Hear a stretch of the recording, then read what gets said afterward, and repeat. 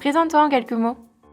Je m'appelle Lucie Viret, j'ai 23 ans et je viens de Savoie. Savoie, chauvinisme.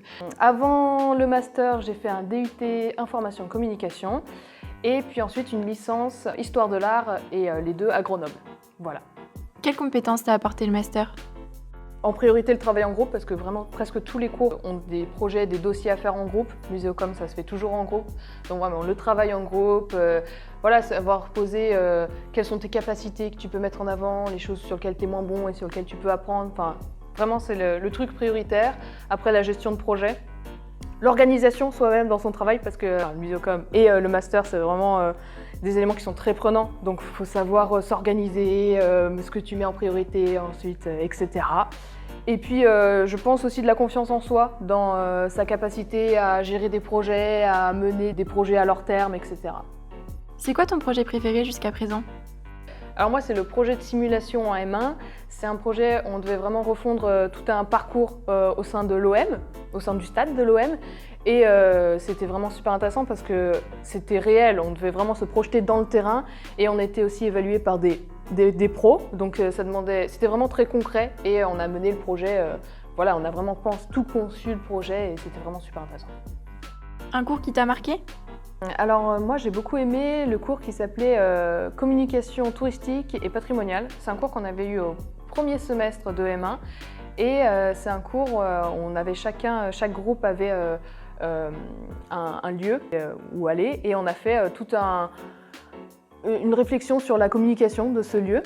Et nous, on était à l'abbaye de Sénanque, où on a notamment travaillé sur l'Histopad, donc c'est une tablette numérique. On a évalué comment ça fonctionnait, tout leur plan de com, et puis on devait aussi faire des propositions. Alors c'était des propositions fictives, mais voilà, on proposait des pistes d'amélioration. Donc ça, c'était vraiment très enrichissant. C'était la première fois qu'on allait sur le terrain et c'était vraiment super.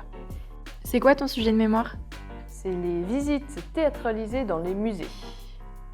C'est quoi ton projet après le master? Alors moi, je suis vraiment venue en me disant que je voulais être médiatrice culturelle dans les musées. C'était très spécifique.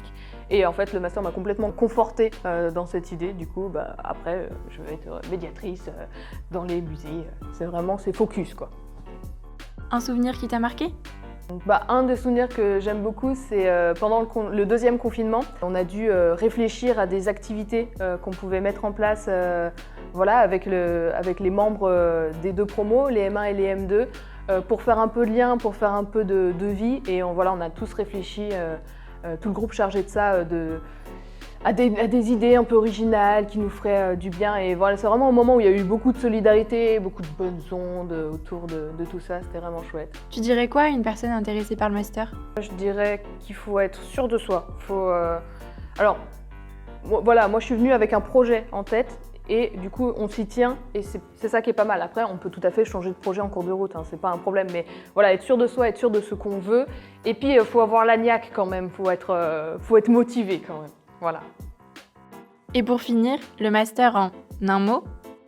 Prenant. Une musique?